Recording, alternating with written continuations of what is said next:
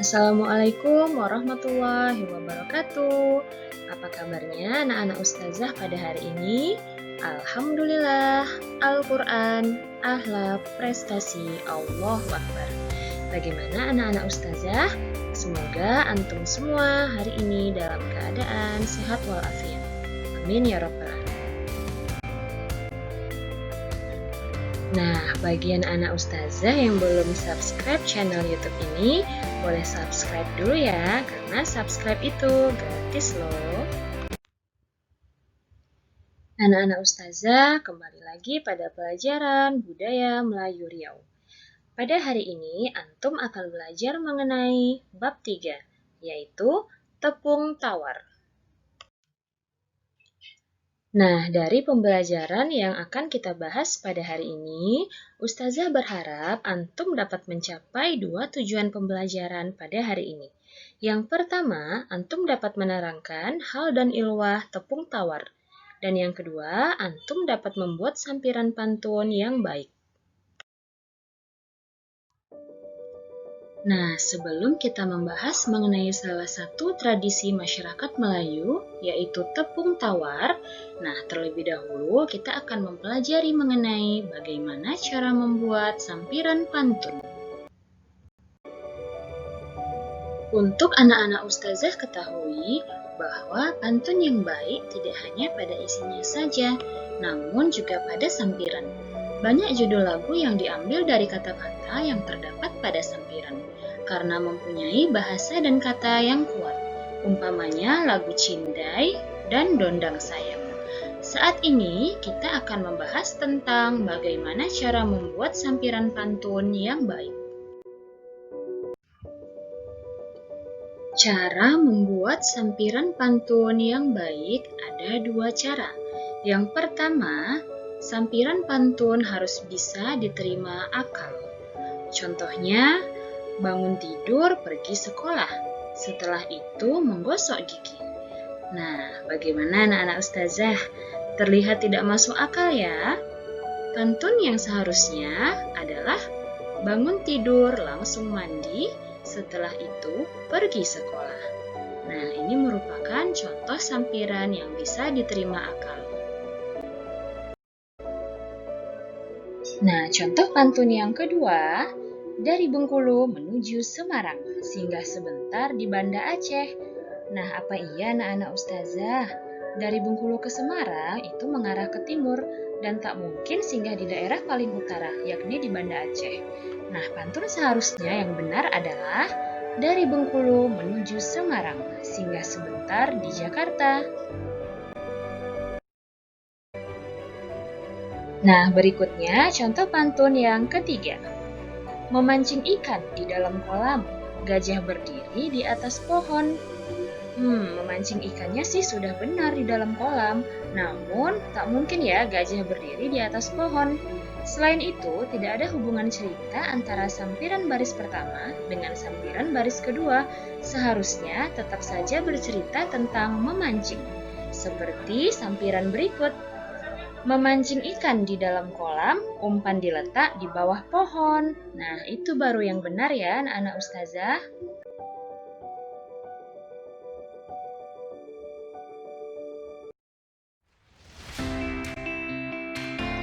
Anak-anak ustazah, setelah antum mengetahui cara yang pertama dalam membuat sampiran pantun, sekarang kita masuk kepada cara yang kedua, yaitu sampiran pantun harus menceritakan sesuatu.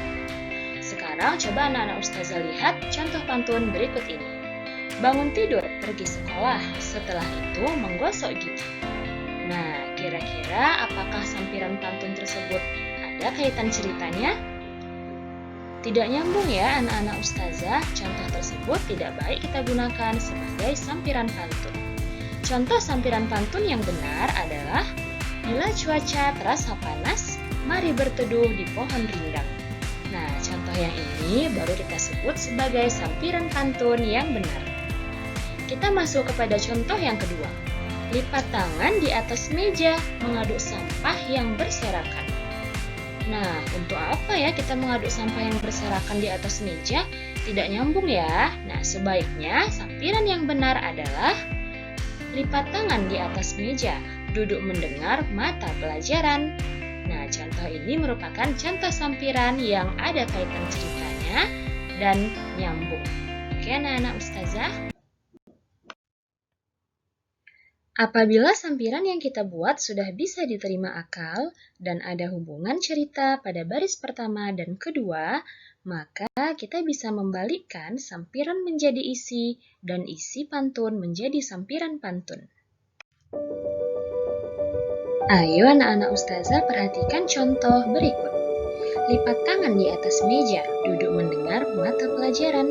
Bila membaca masih mengeja, manalah faham yang dimaksudkan. Nah, yang pada kolom hijau itu kita sebut sebagai sampiran. Kolom kuning sebagai isi pantun. Nah, apabila kita balikkan sampiran menjadi isi dan isi menjadi sampiran pantun, bunyi pantunnya menjadi: bila membaca masih mengeja, manalah faham yang dimaksudkan. Lipat tangan di atas meja, duduk mendengar mata pelajaran. Nah, yang kolom hijau ini itu sekarang menjadi isi pantun yang dijadikan sampiran. Dan yang kolom kuning yang awalnya menjadi sampiran pantun, sekarang dijadikan sebagai isi pantun. Nah, kira-kira apa ya kesimpulannya? Nah, kesimpulannya anak-anak ustazah, apabila kamu sudah benar membuat sampiran pantun, maka sampiran dan isi pantun itu apabila dibalikkan tetap masih nyambung dan bisa kita tukar balikan. Oke, anak-anak ustazah?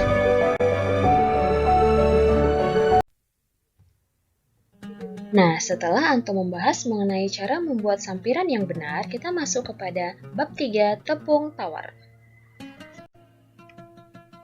Nah, setelah antum membahas mengenai cara membuat sampiran yang benar, kita masuk kepada topik lain tetapi masih dalam bab 3, yaitu tepung tawar. Apakah antum pernah mendengar apa itu tepung tawar? Mungkin bagi yang orang Melayu pernah ya mendengar istilah ini. Ketika menghadiri majelis pernikahan, khitanan memberi nama anak lepas sambut jemaah haji atau dalam majelis resmi adat Melayu, satu hal yang tidak ditinggal yakni tepung tawar. Upacara ini hakikatnya adalah doa untuk keselamatan dan kesejahteraan serta cermin kesucian hati si pemberi dan si penerima tepung tawar. Adat sudah menempatkan bahwa jumlah orang yang menepung tawar harus ganjil, mulai dari 5, 7, 9, hingga 11 orang. Tetapi ada juga yang mengatakan paling banyak 13 orang. Namun yang terpenting, upacara ini wajib ditutup dengan doa selamat. Lazimnya, urutan pemberi tepung tawar dalam majelis resmi adalah 1. Kepala negeri atau kepala kampung, atau tergantung pada siapa yang berkedudukan lebih tinggi yang hadir dalam majelis itu.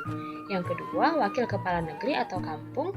Yang ketiga, perwakilan orang-orang besar. Yang keempat, perwakilan orang-orang cerdik pandai. Dan yang terakhir, orang alim, sekaligus membaca doa selamat.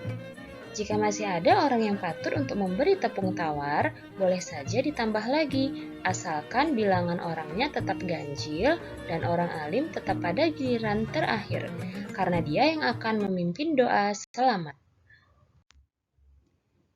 Yuk sama-sama kita lihat bagaimana prosesi tepung tawar masyarakat Melayu. Nah, tepung tawar meskipun dia sudah menjadi adat yang teradatkan, faktanya dalam pelaksanaannya tidaklah selalu sama, baik praktek penyelenggaraannya maupun alat-alat yang digunakan. Sekarang, arus utama penggunaannya adalah seperti yang kita kenal sekarang ya. Tetapi ada juga beberapa kelompok masyarakat adat di Riau ini yang masih menerapkan dalam tanda petik masih menggunakan alat-alat tepung tawar yang lama. Misalnya lebih dominan bedak pancawarna seperti yang dipraktekkan misalnya di dalam lingkup masyarakat adat Lima Luhak di Rokan. Jadi bedak pancawarna dan kemudian juga disertai dengan bertih dan beras kunyit. Nah, sementara di tempat yang lain bedak pancawarna itu sudah ditinggalkan, dia hanya menjadi satu 2 atau 3 warna saja lagi. Namun, walaupun cara dan praktek tepung tawar itu di beberapa tempat berbeda-beda, satu hal yang pasti bahwa tepung tawar itu bertujuan untuk mendoakan. Tepung tawar itu adalah peristiwa doa sosial pada kelompok masyarakat adat itu kepada orang yang ditepung tawari agar niatnya terkabul. Nah, bagaimana anak-anak ustazah? Antum sudah tahu ya gambaran singkat mengenai prosesi tepung tawar. Nah, bagaimana ya? Apa saja jenis alat kelengkapan dalam upacara tepung tawar? Alat dan bahan kelengkapan tepung tawar yang pertama adalah daun setawar. Daun ini menandakan obat penawar bisa dan racun, atau disebut juga dengan membuang segala yang sial dan menolak segala yang rusak. Yang kedua ada daun sedingin, menandakan kesabaran, ketenangan, damai, nyaman, dan tentram di dalam kehidupan. Disebut juga penyejuk hati atau pelapang dada. Orang-orang tua mengatakan supaya yang panas menjadi dingin, supaya yang marah tidak menyala. Yang ketiga ada daun ati-ati, menandakan sikap penuh kehati-hatian, waspada, dan cermat. Orang-orang tua menyebutkan supaya bercakap dengan beradab, supaya berbual dengan akal, supaya bicara berkira-kira, supaya bergaul secara betul, dan supaya duduk pada yang elok.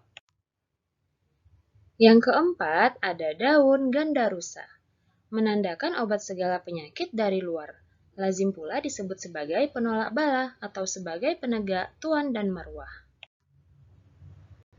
Kemudian ada bedak limau, menandakan ketulusan dan kebersihan hati dalam kehidupan pribadi, bermasyarakat, berbangsa, dan bernegara, atau dikatakan membuang segala karat dunia. Kemudian ada air percung.